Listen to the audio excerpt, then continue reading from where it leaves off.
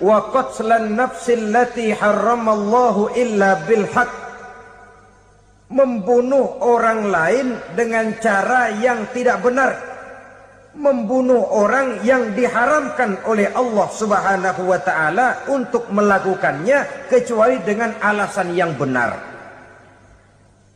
Kita tahu Islam adalah agama damai sesuai dengan namanya. Ia tidak dikembangkan dengan pedang dan kekerasan.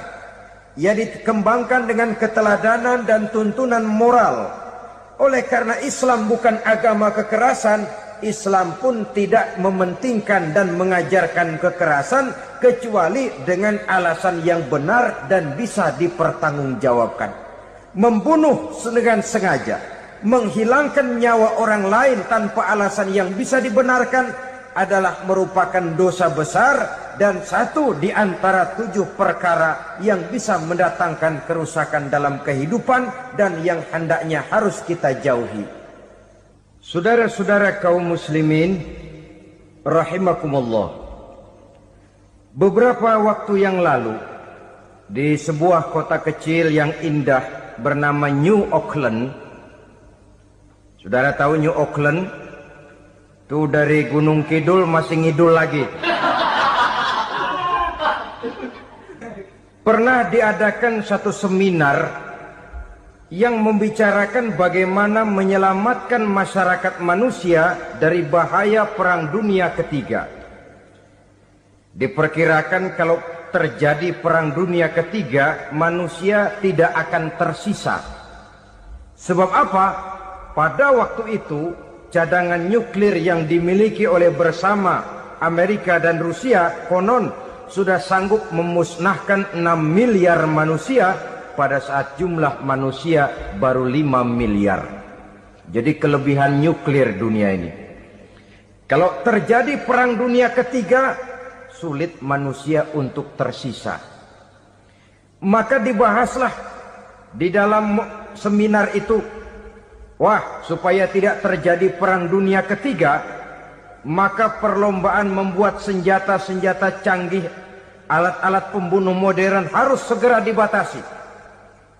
Dibahas, tidak mungkin kita membatasi perlombaan membuat senjata. Kenapa? Makin maju ilmu dan teknologi, makin canggih senjata yang ditemukan.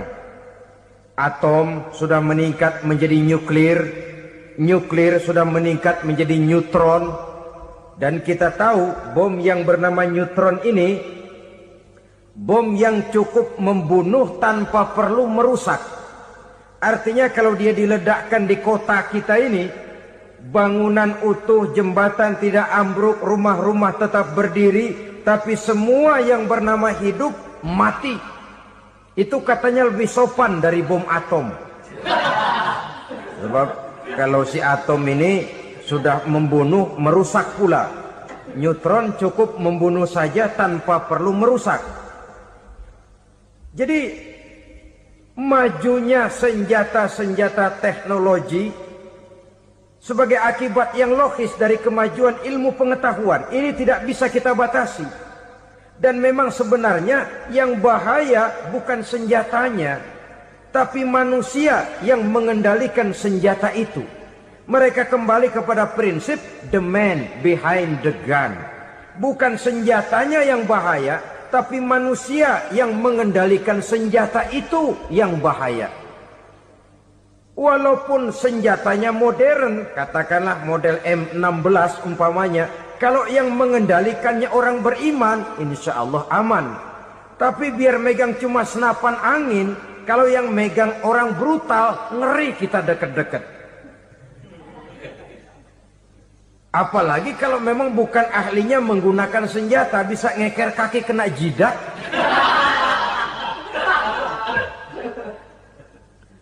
Mereka kembali kepada prinsip lama yang tetap baru, bukan senjatanya yang harus dibatasi, manusia yang mengendalikan senjata itu yang perlu dibicarakan. Nah, kalau begitu agar manusia tidak mempergunakan senjata sewenang-wenang, apa yang harus kita lakukan?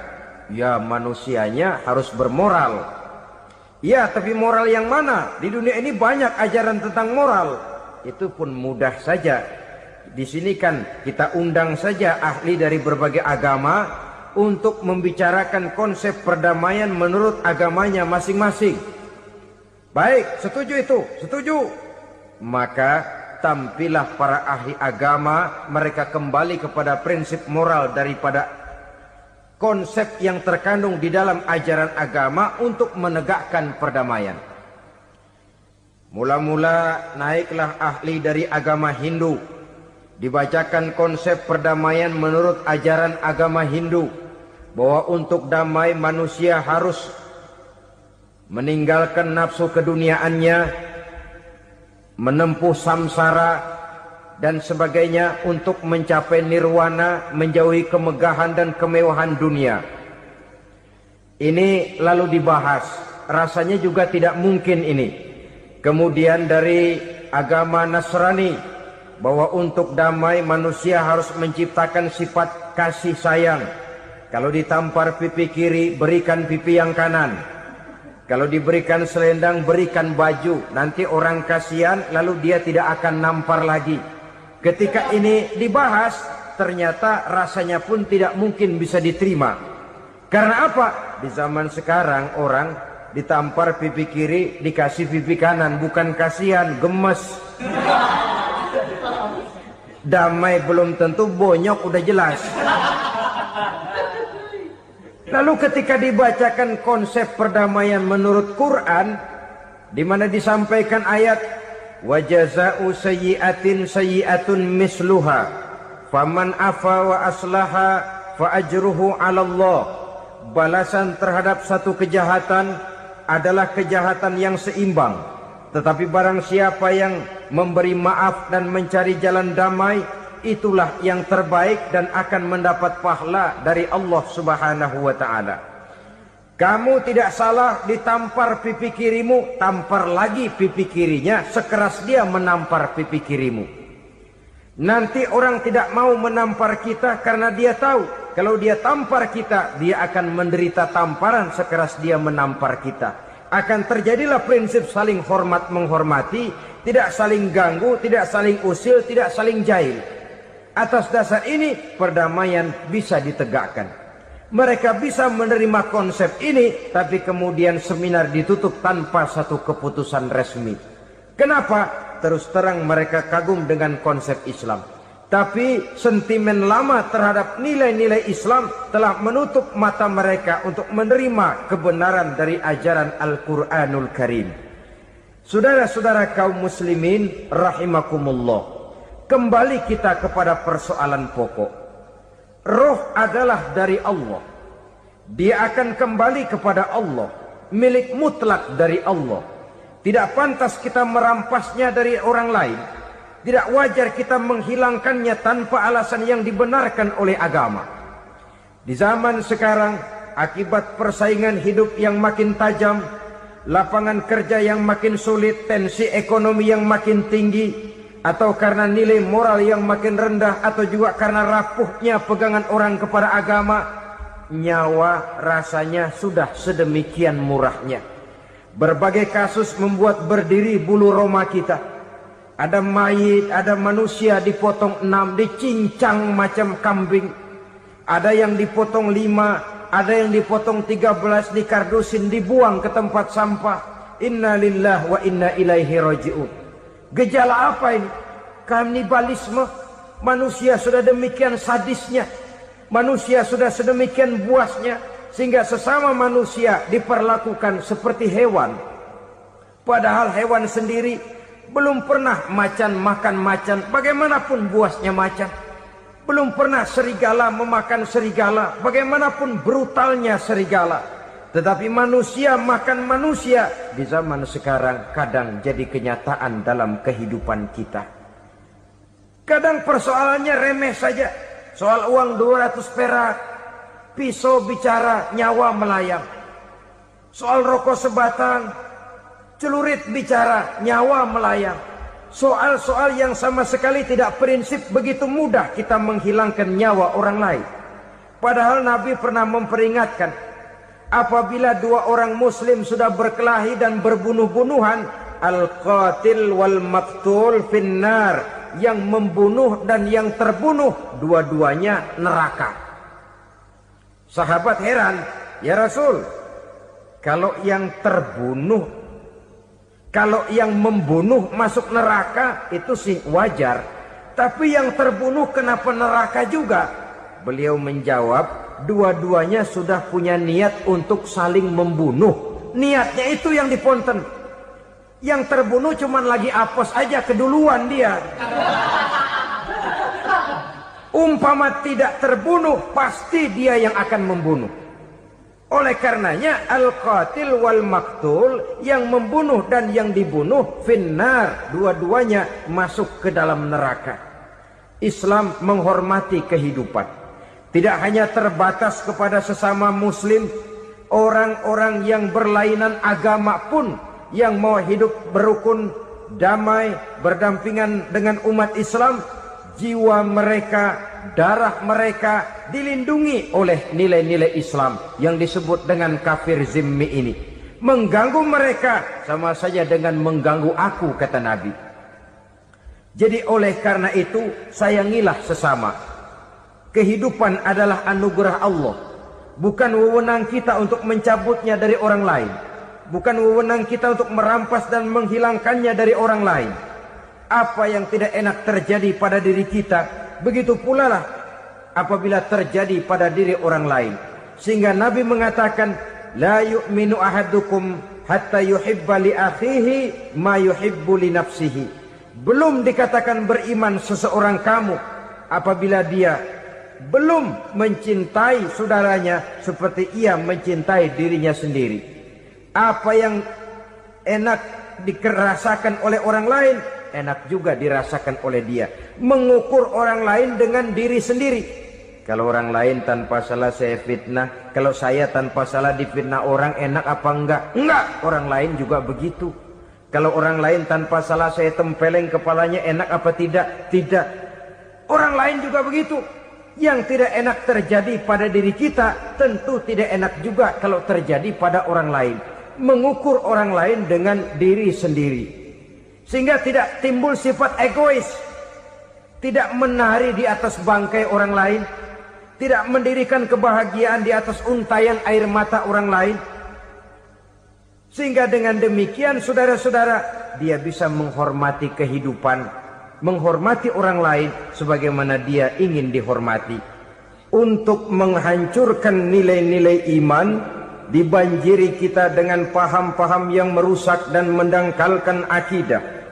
Baik ia bernama materialisme, baik ia bernama sekularisme, baik ia bernama banjirnya maksiat dan munkarat, baik ia bernama banjirnya peradaban dan kebudayaan yang menghancurkan moral daripada anak-anak kita, sedikit demi sedikit melenturkan dan melunturkan nilai-nilai keimanan kita, untuk kemudian pada waktunya nilai iman itu akan bertukar dan berganti menjadi nilai syirik kepada Allah Subhanahu wa ta'ala. Atau pada sisi lain, menjadikan yang selain Allah sebagai tujuan akhir daripada kehidupan kita. Sedangkan kita sama-sama maklum bahwa di dalam pandangan agama Islam, dosa yang tidak berampun, dosa yang terbesar, termasuk dalam kategori bapak moyangnya dosa, tidak lain adalah syirik, yakni menyekutukan Allah Subhanahu wa ta'ala. Pola penghancuran iman ini memang berstrategi. Ditawarkan kita kepada paham materialisme, paham kebendaan, di mana otak menempati urutan sebagai ranking pertama, Tuhan jatuh pada urutan kedua. Lalu menyusul kepada paham sekularisme, Allah dipisahkan dari seluruh kegiatan hidup ini, untuk pada gilirannya menjadikan yang selain Allah sebagai tujuan akhir daripada seluruh kegiatan hidup kita. Oleh karenanya, kewajiban menjaga nilai-nilai iman ini merupakan kewajiban yang mulia tetapi berat, tidak hanya untuk kita tetapi juga bagaimana mewariskannya kepada anak-anak kita, generasi yang akan datang. Orang-orang tua bijaksana yang diceritakan di dalam Al-Quran, kalau sudah berpikir tentang anak-anaknya, pertanyaan yang paling mereka risaukan ialah, ma ta'buduna min ba'di. Anakku, kalau pada satu saat aku, ayahmu sudah tidak ada lagi di dunia ini, meninggalkan kamu semua, ma ta'buduna min ba'di, apa yang akan kamu sembah nak? Jikalau sekarang ayahmu masih mau ke masjid, masih mau melakukan rukuk dan sujud, masih beribadah menyembah Allah Subhanahu wa ta'ala, kalau orang tuamu sudah tidak ada, ma ta'buduna min ba'di, masihkah engkau mau datang ke masjid? Masihkah engkau mau rukuk dan sujud? Masihkah engkau mau menyembah Allah Subhanahu wa ta'ala? Pertanyaan ini yang dipikirkan oleh Nabi Yakub kepada putra-putranya. Pertanyaan ini yang diteruskan oleh Nabi Ibrahim kepada anak-anaknya. Pertanyaan ini yang diwariskan oleh generasi ulama salafus saleh kepada para generasi berikutnya. Bagaimana kita generasi sekarang? Kita orang-orang tua sekarang bukan berfikir ma ta'buduna min ba'di, malah yang kita fikirkan ma ta'kuluna min ba'di. Kalau bapak tidak ada nanti kamu makan apa nak? Perkara kamu nyembah apa, urusan nomor 18. Yang penting kamu nanti hidup bisa makan nak. Maka kita sibuk mewariskan harta kepada anak-anak kita. Kita sibuk mewariskan kebun dan tanah kepada anak-anak kita. Kita sibuk mewariskan pabrik kepada anak-anak kita, sementara kita lupa mewariskan intan yang paling mahal, mewariskan mutiara yang paling berharga, yaitu nilai iman kepada Allah Subhanahu wa ta'ala. Alangkah baiknya apabila warisan harta, warisan tanah dan kebun, warisan rumah dan pabrik didasari lebih dahulu dengan mewariskan nilai iman kepada Allah Subhanahu wa ta'ala. Sebagai orang-orang tua, kita boleh bersedih kalau anak kita tidak mengerti komputer. Kita boleh bersedih kalau anak kita tidak mengerti matematika. Kita boleh bersedih kalau anak kita tidak mengerti bahasa Inggris. Tapi sewajarnya lebih bersedihlah kita orang tua jikalau mempunyai anak yang tidak kenal Allah sebagai Tuhannya, yang kemudian tidak mau rukuk dan sujud kepada Allah Tuhannya. Itulah kemalangan yang paling malang bila kita meninggalkan generasi yang tidak bertauhid kepada Allah Subhanahu wa ta'ala. Betapapun anak kita tidak ngerti komputer, saudara, paling-paling kerugiannya cuma kerugian dunia. Masuk dia ke alam barzakh, munkar nakir tidak akan sempat tanya kau belajar komputer apa tidak. Kumpul dia di padang mahsyar, malaikat juga tidak akan tanya matematikamu nilainya berapa. Yang ditanya kau kenal Allah, kau rukuk dan sujud kepadanya, kau pernah datang ke masjid. Oleh karena itu sekali lagi, menjaga nilai iman tidak hanya untuk kita, tetapi juga mewariskannya kepada anak-anak kita, generasi yang akan datang. Sungguh kemalangan yang paling besar apabila kita meninggalkan anak-anak kita. Mereka kita tinggalkan lemah ekonominya, itu tidak baik. Mereka kita tinggalkan lemah otaknya, itu pun akan membuat mereka tertinggal oleh yang lain. Tapi yang paling celaka, jikalau kita tinggalkan mereka dalam kondisi lemah imannya, rapuh akidahnya, tidak baik dan tidak betul keyakinan hidupnya. Oleh karena itu Nabi berpesan, jauhilah 7 perkara yang merusak. Yang pertama, syirik kepada Allah Subhanahu wa ta'ala. Menyekutukan Allah baik dalam ucapan, dalam keyakinan ataupun dalam perbuatan. Ini perkara pertama yang termasuk 7 perusak besar di dalam kehidupan.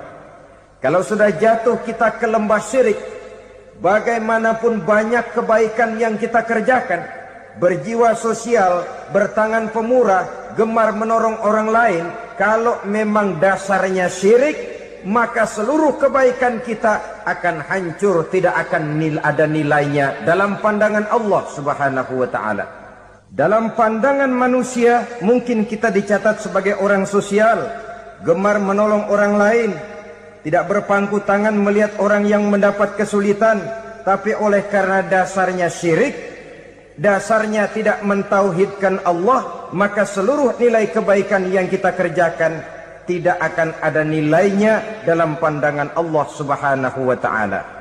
Maka jagalah iman kita jangan sampai dihinggapi penyakit syirik yang bagaimana kecilnya sekalipun. Sekali lagi, baik syirik dalam bentuk ucapan, syirik dalam bentuk keyakinan, sampai kepada syirik dalam bentuk perbuatan, kita berhindar kepada sifat-sifat yang sedemikian itu. Karena apa? Dalam satu ayat Quran Allah Subhanahu wa ta'ala menjelaskan, Innallaha la yaghfiru ayyushraka bih wa yaghfiru ma duna dzalika liman yasha. Allah tidak akan memberi ampun kepada orang-orang yang menyekutukannya, tapi Allah masih mau memberikan ampun kepada dosa-dosa yang selain itu bagi orang-orang yang dikehendakinya. Dosa selain syirik, apabila kita bertaubat, Allah masih mau mengampuni. Tapi kalau sudah jatuh ke tempat syirik, itu sudah dosa yang tidak berampun. Taubatnya tidak lain melepas syirik, kembali kepada tauhid, berkeyakinan bahwa hanya ada Allah Subhanahu wa ta'ala, Tuhan satu-satunya, yang lam yalid walam yulad walam yakul lahu kufuwan ahad. Tidak beranak, tidak pula diperanakkan, dan tidak satupun yang dapat menyerupai Tuhan Allah Subhanahu wa ta'ala. Saudara-saudara kaum muslimin rahimakumullah, bahwa kita di zaman sekarang memang tidak menyembah berhala, ya. Bahwa kita tidak berterang-terangan mengatakan Tuhan lebih dari satu, memang. Bahwa kita tidak berkeyakinan Tuhan itu punya anak atau diperanakkan, tentu. Tapi dalam perbuatan dan i'tiqad, kita kadang-kadang jatuh tanpa kita sadari ke tempat yang bernama syirik ini. Oleh karenanya, di zaman di mana teknologi makin canggih, di mana kemajuan pembangunan makin menjangkau berbagai aspek kehidupan, diperlukan keseimbangan antara kemajuan fisik material dengan kemajuan mental spiritual. Apabila tidak ada keseimbangan, yang terwujud tentulah kepincangan, yang diawali dengan pincangnya cara kita berpikir, sehingga pada akhirnya akan mengarah kepada pincangnya cara kita berbuat dan bertindak di dalam kehidupan kita.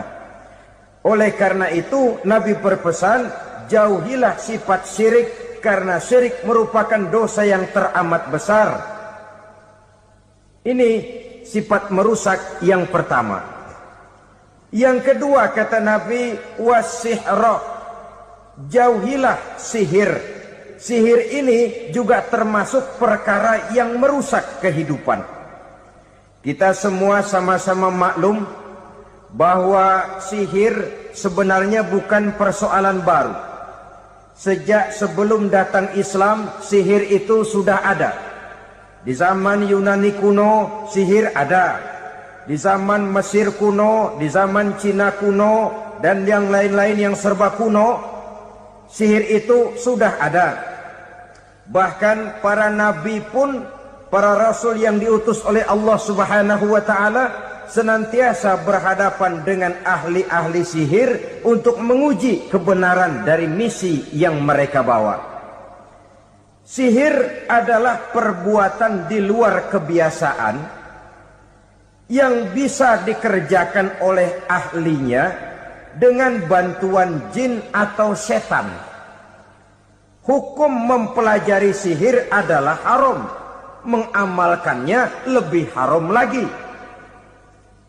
Sebab itu saudara-saudara, sihir merupakan perbuatan merusak yang harus kita jauhi. Ciri-ciri daripada perbuatan sihir, pertama, ia mengandung tipuan, bayangan khayal. Di zaman Nabi Musa misalnya, orang melihat tambang-tambang itu seperti ular.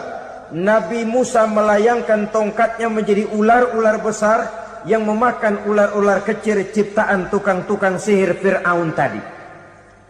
Lalu sihir bisa terjadi dengan bantuan jin kafir atau setan. Kemudian ciri yang ketiga, sifatnya halus dan tersembunyi. Taruh kata ada seorang ahli sihir yang mempergunakan ayat-ayat Quran sebagai jompa-jampe, sebagai baca-bacaan, itu cuma sekedar kedok. Tujuannya tidak lain menjadikan agama sebagai ketok untuk membenarkan cara yang dimurkai oleh Allah Subhanahu wa ta'ala. Satu hadis yang diriwayatkan oleh Imam Bazar dan Tabrani, Nabi berpesan, "Laisa minna man tatayyara lahu au takahhana au tukuhhina lahu au sahira lahu." Tidak termasuk ke dalam golonganku, kata Nabi. Tidak termasuk umatku. Siapa mereka? Man tatayyara lahu, orang yang bertatoyur. Apa tatoyur itu? Dari kalimat toyaro, artinya terbang. Toir biasa diartikan dengan burung. Tatoyaro percaya kepada suara-suara burung. Man tatayyara lahu, mempercayai, meyakini dengan benar-benar kepada suara beburungan. Kan suka ada itu, nah bunyi burung tuh, maling liwat. Maling liwat. Burung bunyi, maling liwat. Itu termasuk tatayyara lahu, percaya kepada suara burung. Kan aneh kalau suara orang nggak dipercaya, suara burung malah dipercaya. Ada ustadz ceramah, kiai ngaji, nggak mau didengerin, burung dengerin bener. Nah, suaranya dari sebelah mana? Belah kulon. Nah, itu tandanya ano. Habis dihitung-hitung. Itu termasuk tatayyara lahu. Au takahana, atau bertenung, au tukuhina, atau minta ditenungkan, au sahirolahu, atau melakukan perbuatan sihir, atau minta disihirkan. Laisa minna, tidak termasuk ke dalam golonganku, kata Nabi. Sehingga dengan demikian saudara-saudara, menghadapi sihir dengan sihir sekalipun termasuk perbuatan yang tidak diajarkan oleh agama. Kita kan mempelajari sihir untuk jaga diri. Tidak apa-apa, yang dilarang mengamalkannya, dilarang juga mempelajarinya. Sebab orang kalau sudah mengetahui, biasanya lalu terangsang untuk mencoba. Kalau percobaannya berhasil, biasanya terangsang untuk coba lagi dan coba lagi. Pada akhirnya ketagihan, lalu beralih menjadi profesi, apalagi itu nanti bisa mendatangkan hasil uang. Saudara-saudara kaum muslimin rahimakumullah, kita manusia makhluk nyata. Kita hidup di alam nyata, terikat oleh sunnatullah, causality. Oleh karenanya, bagi kita keyakinan yang penuh, keikhlasan di dalam bertuhankan Allah, penyerahan diri sepenuhnya hanya kepadanya, itu sudah merupakan obat penangkal yang sangat ampuh agar kita tidak terkena penyakit-penyakit yang dibuat oleh setan dan para pembantunya.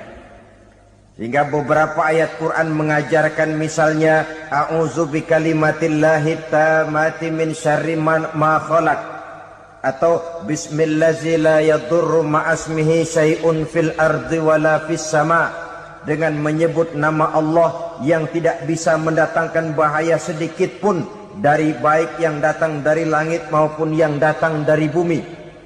Jiwa yang kosong dari keyakinan yang penuh kepada Allah, jiwa yang penuh was-was dan ragu-ragu, itu yang mudah terserang oleh penyakit-penyakit yang dikerjakan oleh para tukang-tukang sihir, yaitu oleh setan dan seluruh para pembantunya.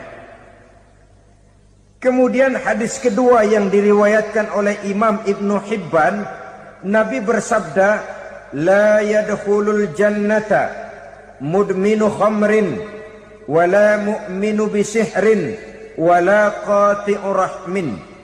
Tidak masuk surga Ini Nabi yang bilang, tidak masuk surga. Siapa itu? Pertama, mudminu khamrin, orang yang berkekalan dalam mabuk. Selalu mudminun itu sudah menjadi perbuatan rutinnya, tidak kapok-kapoknya, teler seumur hidup. Mudminu khamrin, tidak masuk surga orang yang selalu bermabuk-mabukan. Yang kedua, wala mu'minu bisihrin, orang mukmin tapi main sihir. Ini juga oleh Nabi diperingatkan, tidak akan masuk surga orang mukmin tapi suka main sihir. Wala qati'ur rahmin, dan tidak juga orang yang memutuskan silaturahmi. 3 macam manusia yang diperingatkan Nabi tidak akan masuk surga: orang yang selalu mabuk, orang mukmin yang main sihir, dan orang yang memutuskan silaturahmi. Saudara-saudara kaum muslimin rahimakumullah. Lalu orang berkata, kenapa dilarang kita bersihir? Padahal Rasul sendiri kan punya mukjizat. Nah, kita memang harus membedakan antara mukjizat dengan sihir. Dalam kehidupan agama kita kenal ada yang namanya mukjizat, ada yang namanya karomah atau keramat biasa diucapkan, ada yang namanya maunah, ada yang namanya irhas, ada juga yang namanya sihir. Kesemuanya ini berbeda, saudara-saudara. Yang dinamakan mukjizat itu khusus untuk para rasul saja. Satu kejadian luar biasa yang terjadi dilakukan oleh rasul atas izin dari Allah Subhanahu wa taala. Perbedaannya dengan sihir jelas. Sihir dari setan, mukjizat dari Allah. Sihir bisa dipelajari, mukjizat tidak. Sihir umumnya untuk maksud-maksud yang tidak baik, sedangkan mukjizat untuk memperkuat kebenaran yang disampaikan oleh para rasul dan ditentang oleh umatnya. Bahkan kafir Quraisy dahulu menganggap orang-orang ahli sihir itu berada dalam satu posisi yang hina, sehingga mereka mengatakan dan menuduh Nabi Muhammad sebagai tukang sihir. Tuduhan sebagai tukang sihir adalah tuduhan yang sangat aib dan hina. Di tengah masyarakat kufar jahiliyah, kedudukan tukang sihir dipandang sebagai kedudukan yang hina, sehingga mereka mengejek Nabi dengan sebutan tukang sihir. Jadi mukjizat hanya untuk Rasul saja. Kemudian karomah. Karomah ini asal kata dari karomah, kehormatan, kemuliaan yang diberikan Allah kepada hamba-hambanya yang rajin mendekatkan diri kepadanya. Oleh karena ketekunannya melaksanakan ibadah, Allah memberikan keistimewaan kepada orang itu, yang dengan keistimewaannya dia bisa mengerjakan yang tidak bisa dikerjakan oleh orang lain. Karomah hanya bisa dicapai dengan prestasi ibadah. Kalau sihir, mau ibadah apa enggak, asal dia belajar, bersatu dan berteman dengan setan, memenuhi persyaratan-persyaratan setan, biasanya lalu bisa. Sedangkan karomah tidak mungkin terwujud tanpa orang mendekatkan diri sedekat-dekatnya kepada Allah Subhanahu wa ta'ala. Maka kita lihat biasanya orang-orang yang punya ilmu sihir, mukanya rata-rata nggak enak dilihat. Kumuh, jauh dari air wudhu, jauh dari sujud kepada Allah, malah berteman dengan setan, menjadi pelayan-pelayannya setan. Saudara-saudara, adapun maunah, keistimewaan yang diberikan Allah kepada hamba-hambanya yang belum sampai kepada tingkat wali, tapi orang itu lebih banyak kebaikannya daripada kesalahannya. Umpamanya Saudara jalan bertiga di pinggir jalan. Saudara ada pada posisi di tengah, lalu bertiga ini ketabrak mobil. Menurut perhitungan saudara mati lebih dahulu. Tapi terjadi hal yang aneh, dua teman saudara mati, saudara malah cuma luka dan lecet sedikit saja. Apa itu? Kalau kita lebih banyak kebaikannya daripada kesalahannya, itu yang dinamakan ma'unah. Pertolongan yang diberikan Allah kepada hamba-hambanya yang lebih banyak kebaikannya daripada kesalahannya. Sedangkan yang dinamakan irhas, kejadian luar biasa pada diri seseorang pada waktu dia masih kecil, yang menunjukkan tanda-tanda keistimewaannya. Itu umumnya pada para nabi pada usia kecilnya sudah ada irhas, tanda-tanda istimewa. Jelas baik mukjizat, karomah, maunah maupun irhas berbeda dengan sihir. Sihir ini jelas saja merupakan bantuan dan persekutuan antara manusia dengan setan. Padahal setan, kata Allah dalam Al-Quran, innahu lakum aduwwum mubin, sesungguhnya setan bagi kamu adalah musuh yang sangat jelas. Saudara-saudara kaum muslimin rahimakumullah, di zaman sekarang dalam menghadapi beban kehidupan yang makin pelik, menghadapi stres yang tidak kunjung selesai, menghadapi persoalan-persoalan yang teramat berat, orang sering mencari jalan keluar kepada hal-hal yang menurut pendapatnya bisa meringankan beban moralnya itu. Pergilah dia mencari sesuatu yang dapat meringankan bebannya. Dan tidak jarang yang jatuh ke pangkuan tukang-tukang tenung, ke pangkuan tukang-tukang sihir, yang mereka itu oleh Quran dijelaskan kadzabal munajjimun walau sodaku.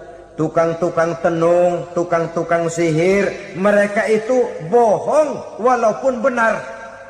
Maksudnya bohong walaupun benar, artinya kalau yang mereka kerjakan benar, itu sih kebenaran. Benar dengan kebenaran itu lain.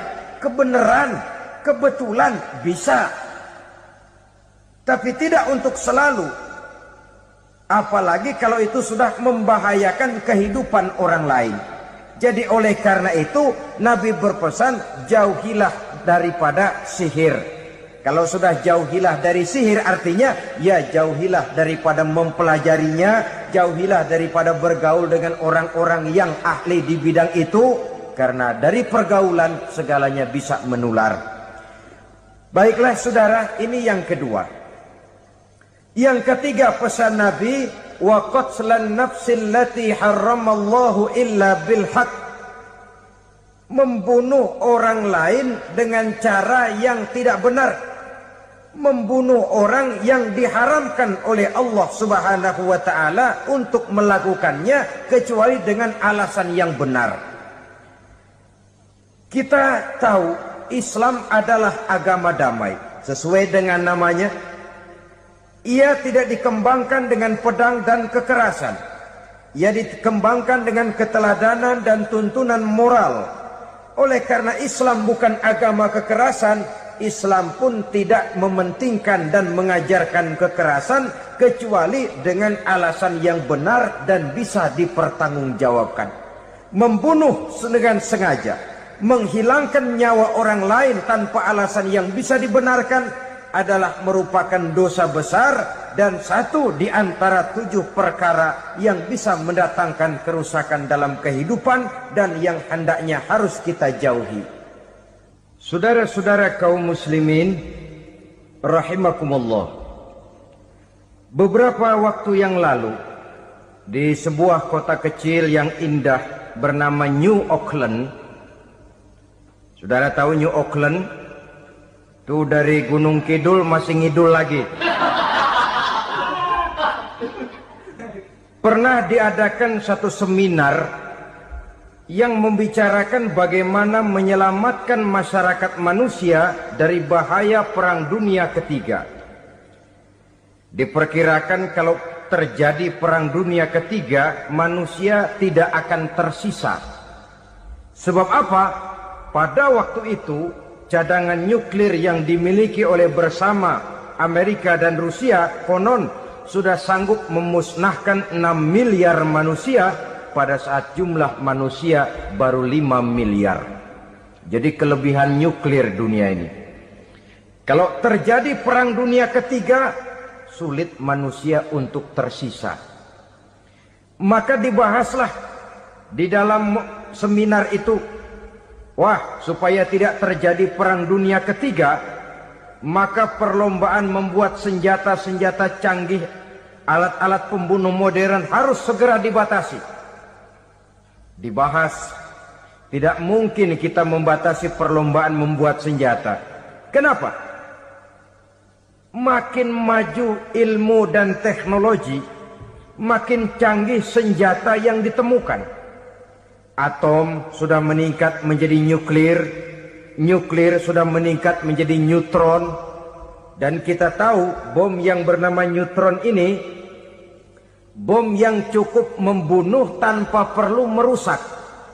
Artinya kalau dia diledakkan di kota kita ini, bangunan utuh, jembatan tidak ambruk, rumah-rumah tetap berdiri, tapi semua yang bernama hidup mati. Itu katanya lebih sopan dari bom atom. Sebab kalau si atom ini sudah membunuh, merusak pula. Neutron cukup membunuh saja tanpa perlu merusak. Jadi majunya senjata-senjata teknologi sebagai akibat yang logis dari kemajuan ilmu pengetahuan ini tidak bisa kita batasi. Dan memang sebenarnya yang bahaya bukan senjatanya, tapi manusia yang mengendalikan senjata itu. Mereka kembali kepada prinsip the man behind the gun. Bukan senjatanya yang bahaya, tapi manusia yang mengendalikan senjata itu yang bahaya.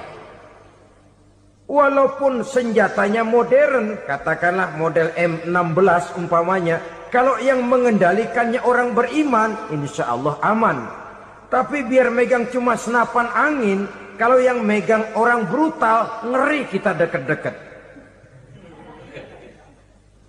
Apalagi kalau memang bukan ahlinya menggunakan senjata, bisa ngeker kaki kena jidat.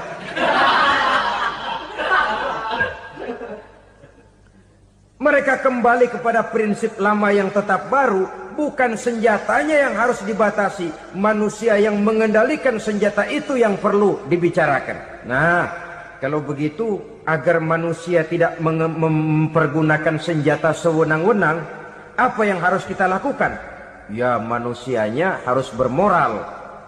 Ya, tapi moral yang mana? Di dunia ini banyak ajaran tentang moral. Itu pun mudah saja. Di sini kan kita undang saja ahli dari berbagai agama untuk membicarakan konsep perdamaian menurut agamanya masing-masing. Baik, setuju itu, setuju. Maka tampillah para ahli agama, mereka kembali kepada prinsip moral daripada konsep yang terkandung di dalam ajaran agama untuk menegakkan perdamaian. Mula-mula naiklah ahli dari agama Hindu. Dibacakan konsep perdamaian menurut ajaran agama Hindu, bahwa untuk damai manusia harus meninggalkan nafsu keduniaannya, menempuh samsara dan sebagainya untuk mencapai nirwana, menjauhi kemegahan dan kemewahan dunia. Ini lalu dibahas, rasanya juga tidak mungkin ini. Kemudian dari agama Nasrani, bahwa untuk damai manusia harus menciptakan sifat kasih sayang. Kalau ditampar pipi kiri, berikan pipi yang kanan. Kalau diberikan selendang, berikan baju. Nanti orang kasihan, lalu dia tidak akan nampar lagi. Ketika ini dibahas, ternyata rasanya pun tidak mungkin bisa diterima. Karena apa? Di zaman sekarang orang ditampar pipi kiri, dikasih pipi kanan. Bukan kasihan, gemes. Damai belum tentu, bonyok udah jelas. Lalu ketika dibacakan konsep perdamaian menurut Quran, di mana disampaikan ayat wa jazaa'u sayyi'atin sayyi'atun misluha Faman afa wa aslaha fa ajruhu 'ala Allah. Balasan terhadap satu kejahatan adalah kejahatan yang seimbang. Tetapi barang siapa yang memberi maaf dan mencari jalan damai, itulah yang terbaik dan akan mendapat pahala dari Allah Subhanahu wa ta'ala. Kamu tidak salah ditampar pipi kirimu, tampar lagi pipi kirinya sekeras dia menampar pipi kirimu. Nanti orang tidak mau menampar kita karena dia tahu kalau dia tampar kita, dia akan menderita tamparan sekeras dia menampar kita. Akan terjadilah prinsip saling hormat menghormati, tidak saling ganggu, tidak saling usil, tidak saling jahil. Atas dasar ini perdamaian bisa ditegakkan. Mereka bisa menerima konsep ini, tapi kemudian seminar ditutup tanpa satu keputusan resmi. Kenapa? Terus terang mereka kagum dengan konsep Islam. Tapi sentimen lama terhadap nilai-nilai Islam telah menutup mata mereka untuk menerima kebenaran dari ajaran Al-Quranul Karim. Saudara-saudara kaum muslimin rahimakumullah, kembali kita kepada persoalan pokok. Roh adalah dari Allah. Dia akan kembali kepada Allah, milik mutlak dari Allah. Tidak pantas kita merampasnya dari orang lain. Tidak wajar kita menghilangkannya tanpa alasan yang dibenarkan oleh agama. Di zaman sekarang, akibat persaingan hidup yang makin tajam, lapangan kerja yang makin sulit, tensi ekonomi yang makin tinggi, atau karena nilai moral yang makin rendah, atau juga karena rapuhnya pegangan orang kepada agama, nyawa rasanya sudah sedemikian murahnya. Berbagai kasus membuat berdiri bulu roma kita. Ada mayit, ada manusia dipotong 6, dicincang macam kambing. Ada yang dipotong 5, ada yang dipotong 13, dikardusin, dibuang ke tempat sampah.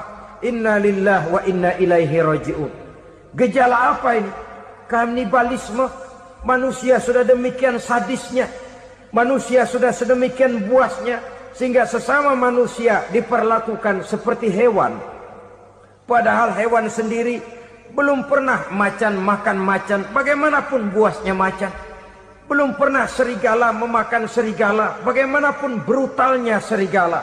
Tetapi manusia makan manusia di zaman sekarang kadang jadi kenyataan dalam kehidupan kita.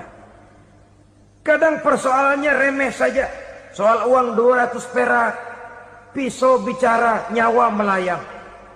Soal rokok sebatang, celurit bicara, nyawa melayang. Soal-soal yang sama sekali tidak prinsip, begitu mudah kita menghilangkan nyawa orang lain. Padahal Nabi pernah memperingatkan, apabila dua orang muslim sudah berkelahi dan berbunuh-bunuhan, al-qatil wal maktul finnar, yang membunuh dan yang terbunuh dua-duanya neraka. Sahabat heran, ya Rasul, kalau yang terbunuh, kalau yang membunuh masuk neraka itu sih wajar, tapi yang terbunuh kenapa neraka juga? Beliau menjawab, dua-duanya sudah punya niat untuk saling membunuh. Niatnya itu yang diponten. Yang terbunuh cuman lagi apes aja, keduluan dia. Umpama tidak terbunuh, pasti dia yang akan membunuh. Oleh karenanya al-qatil wal maktul, yang membunuh dan yang dibunuh finnar, dua-duanya masuk ke dalam neraka. Islam menghormati kehidupan. Tidak hanya terbatas kepada sesama muslim, orang-orang yang berlainan agama pun yang mau hidup berukun, damai, berdampingan dengan umat Islam, jiwa mereka, darah mereka dilindungi oleh nilai-nilai Islam yang disebut dengan kafir zimmi ini. Mengganggu mereka sama saja dengan mengganggu aku, kata Nabi. Jadi oleh karena itu sayangilah sesama. Kehidupan adalah anugerah Allah, bukan wewenang kita untuk mencabutnya dari orang lain. Bukan wewenang kita untuk merampas dan menghilangkannya dari orang lain. Apa yang tidak enak terjadi pada diri kita, begitu pula lah apabila terjadi pada diri orang lain. Sehingga Nabi mengatakan, la yu'minu ahadukum hatta yuhibba li akhihi ma yuhibbu li nafsihi. Belum dikatakan beriman seseorang kamu apabila dia belum mencintai saudaranya seperti ia mencintai dirinya sendiri. Apa yang enak dirasakan oleh orang lain, enak juga dirasakan oleh dia. Mengukur orang lain dengan diri sendiri. Kalau orang lain tanpa salah saya fitnah, kalau saya tanpa salah difitnah orang, enak apa enggak? Enggak, orang lain juga begitu. Kalau orang lain tanpa salah saya tempeleng kepalanya, enak apa tidak? Tidak. Orang lain juga begitu. Yang tidak enak terjadi pada diri kita, tentu tidak enak juga kalau terjadi pada orang lain. Mengukur orang lain dengan diri sendiri, sehingga tidak timbul sifat egois, tidak menari di atas bangkai orang lain, tidak mendirikan kebahagiaan di atas untayan air mata orang lain. Sehingga dengan demikian saudara-saudara, dia bisa menghormati kehidupan, menghormati orang lain sebagaimana dia ingin dihormati. Inilah perbuatan ketiga yang merusak, membunuh orang lain dengan yang diharamkan Allah tanpa alasan yang benar. Yang ketiga. Kemudian yang keempat, perbuatan merusak wa aklar riba, makan riba. Hidup adalah tolong menolong. Bahasa kerennya take and give katanya. Saling memberi dan saling menerima. Nabi mengajarkan man kuraba kurbatan min kurabid dunya karaballahu lahu kurbatan min kurabi yaumal qiyamah wallahu fi aunil abdi madamal abdu fi auni akhihi. Siapa yang meringankan beban dari beban-beban yang derita seseorang di dalam kehidupan dunia, Allah akan meringankan bebannya daripada beban-beban yang harus dipikulnya di hari kiamat nanti. Wallahu fi aunil abdi madamal abdu fi auni akhihi. Allah senantiasa akan menolong seorang hamba selama hamba itu masih mau menolong saudaranya. Allah selalu akan menolong seorang hamba selama hamba itu masih mau menolong saudaranya. Apabila kita sudah berpangku tangan terhadap kesulitan orang lain, biasanya pun pada saat kita mendapat kesulitan, kita akan sulit juga memperoleh pertolongan. Nah, riba alias renten, kedoknya adalah menolong orang, tapi sama juga bulu buntutnya dilepas, palanya dicekek. Menolong orang pada akhirnya menjadi beban bagi seseorang. Dan memang mencari orang-orang yang berada dalam posisi kesulitan. Biasanya di daerah-daerah di mana musim paceklik jadi lapangan kerja sulit, sedangkan urusan perut tidak bisa ditunda, akhirnya orang terjebak ke dalam rentenir, ke dalam riba, ke dalam renten. Bunga berbunga, sehingga satu saat jumlah bunganya bisa lebih besar dari jumlah pinjaman pokoknya. Kemudian kalau juga ternyata tidak bisa dibayar, rumah jadi taruhan. Memang rumah satu-satunya, begitu rumah ditarik mulain camping. Bukankah pada akhirnya akan mewariskan kesengsaraan? Oleh karena itu, kepada kita berusahalah jangan berhubungan dengan rentenir, jangan makan renten dan riba. Kepada mereka yang melaksanakan riba, walaupun mendatangkan keuntungan materi, tapi percayalah harta yang didapat dengan jalan riba tidak akan membawa keberkahan. Manakala tidak membawa keberkahan, dia tidak akan mendatangkan ketenangan di dalam kehidupan kita. Oleh karenanya, memakan harta riba termasuk perbuatan yang merusak sendi-sendi kehidupan sosial, merusak kehidupan orang lain, merusak kehidupan masyarakat, tetangga, pergaulan, dan sebagainya. Yang kelima, wa akla malil yatim, memakan harta anak yatim dengan cara yang zalim. Nih, memang lezat. Anak yatim itu nggak tahu urusan apa-apa. Kita diamanahkan untuk mengurusinya. Kadang-kadang dibentuklah panitia penyantunan yatim piatu. Yatimnya mah tetap kelaparan, panitianya yang pada gendut.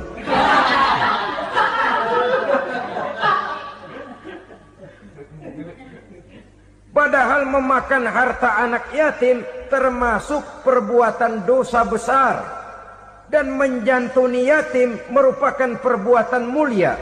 Nabi mengatakan, ana wa kafilul yatim kahataini yaumal qiyamah. Aku dan orang-orang yang menyantuni anak yatim seperti dua jari ini pada hari kiamat nanti. Dekat sekali. Jikalau ingin di hari akhir nanti dekat dengan Rasul, bersahabatlah dengan anak-anak yatim. Jadilah pengurus anak-anak yatim. Bangunlah panti-panti asuhan yatim. Pada saat bapak ibunya meninggal, kitalah yang menjadi orang tuanya. Bahkan sedemikian besar perhatian Islam terhadap anak-anak yatim ini, sehingga Quran memberikan peringatan, ara'aital ladzi yukadzibu bid-din fadzalikal ladzi yad'ul yatim wa la yahuddu ala ta'amil miskin. Tahukah kamu siapa orang yang mendustakan agama, beragama tapi dianggap dusta, solatnya dusta, puasanya dusta karena agamanya sudah berdusta. Siapa mereka? Fadzalikal ladzi yad'ul yatim, orang yang menyia-nyiakan anak yatim. Wala yahuddu ala ta'amil miskin, dan tidak pernah memberi makan kepada orang-orang yang menderita kemiskinan. Menyia-nyiakan, meninggalkan anak yatim termasuk perbuatan yang divonis kita sebagai orang yang mendustakan agama.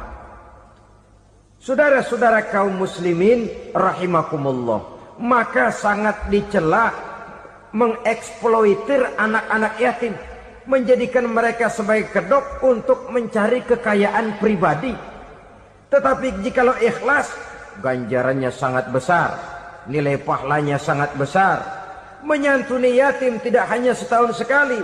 Kalau Muharram pakai istilah lebaran yatim, dibentuklah panitia, diberilah beras, uang 4-5 ribu rupiah, alhamdulillah. Tapi jangan lupa, si yatim tidak hidup cuma satu hari. Dia tidak hidup cuma di bulan Muharram saja. Dia hidup 12 bulan dalam setahun. Sebagaimana anak-anak yang lain, dia juga berhak punya masa depan. Dia juga berhak menikmati bangku sekolah. Dia berhak mengenyam arti dan makna pendidikan. Dia berhak membekali diri dengan ilmu dan pengetahuan, seperti halnya anak-anak yang lain. Maka kita yang diberikan keluasan oleh Allah, ingatlah itu. Bersahabatlah dengan anak-anak yatim, santuni mereka. Perkara setahun sekali di bulan Muharram, alhamdulillah, itu bagus bin Thayyib alias baik. Tapi tentu dan tentu sekali lagi, si yatim tidak hanya hidup di bulan Muharram. Dia hidup 12 bulan dalam setahun, 24 jam di dalam sehari.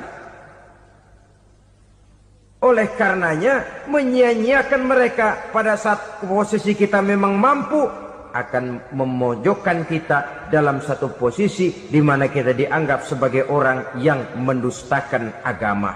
Memakan harta anak yatim dengan cara yang zolim. Bapaknya udah meninggal, kebunnya lebar, anaknya dikelecehin.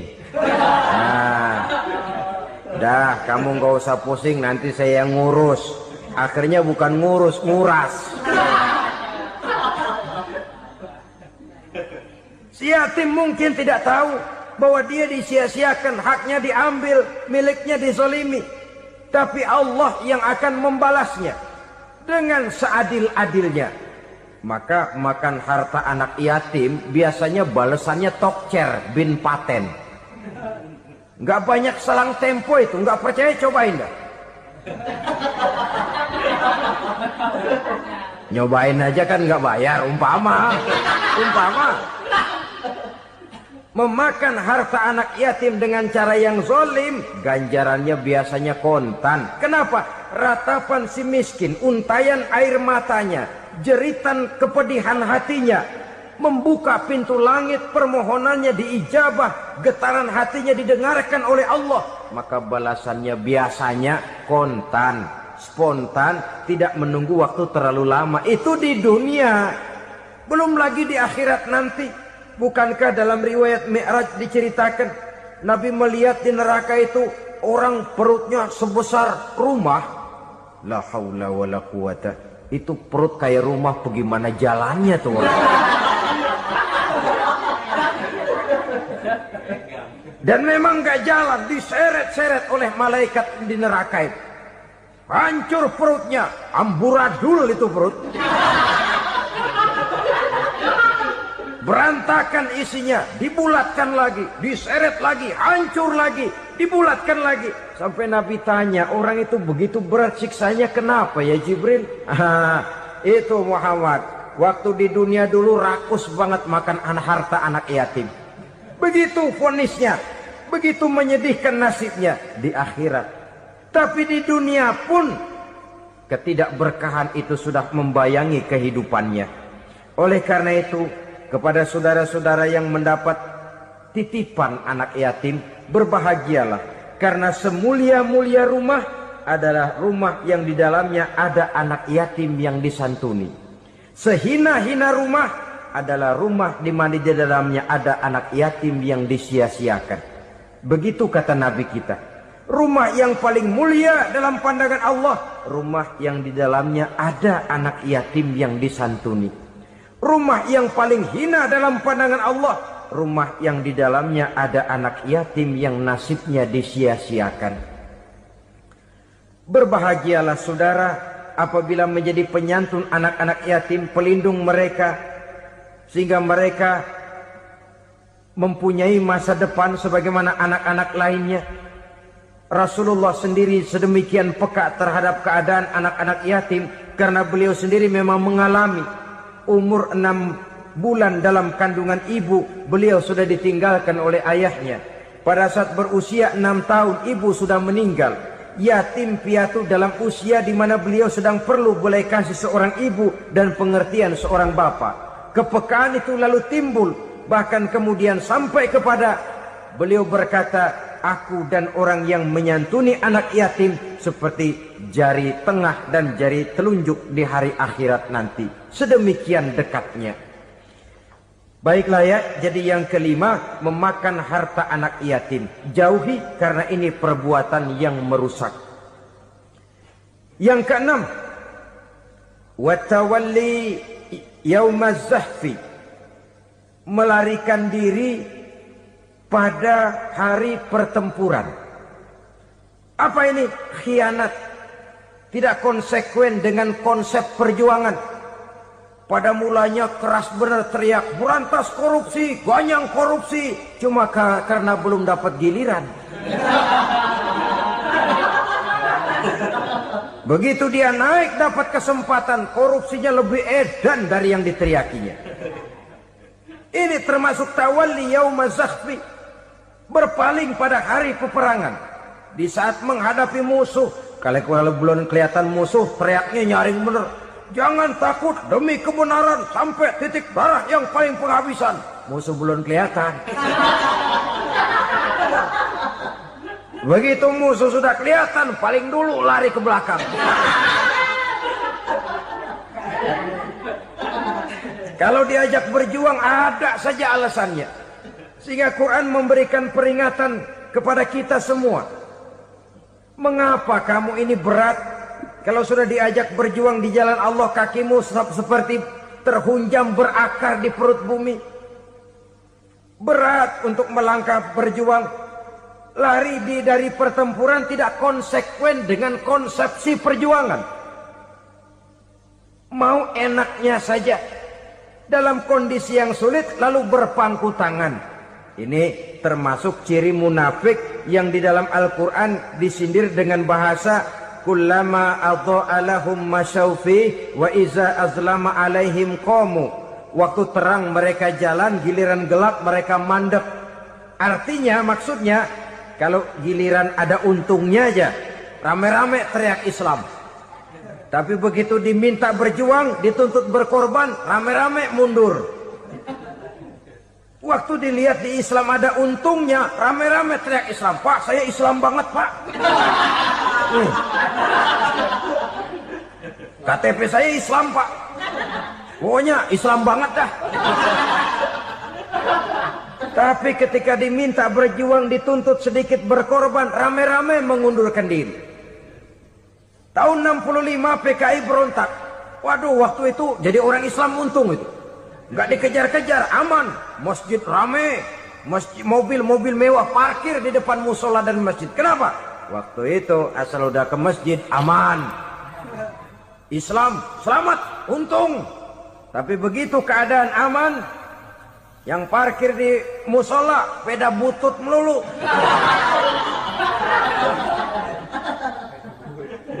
Waktu terang mereka jalan, waktu gelap mereka berhenti. Dikala di Islam ada untungnya, baru wah Islam bagus, Islam hebat. Tapi waktu dilihat ada kerugian, jangan bawa-bawa Islam dah. Jangan bicara soal Islam, ini kan bukan soal agama. Bukan soal agama. La haula wa la quwata illa billah. Beragama kita ambil talfik fid din, mengambil yang enteng-enteng saja dalam urusan beragama ini. Tidak konsekuen kita dengan Islam kita. Seolah kita mau memilih mana yang terasa cocok sama selera kita, kita teriak Islam. Beratan aja dikit, rame-rame berpaling.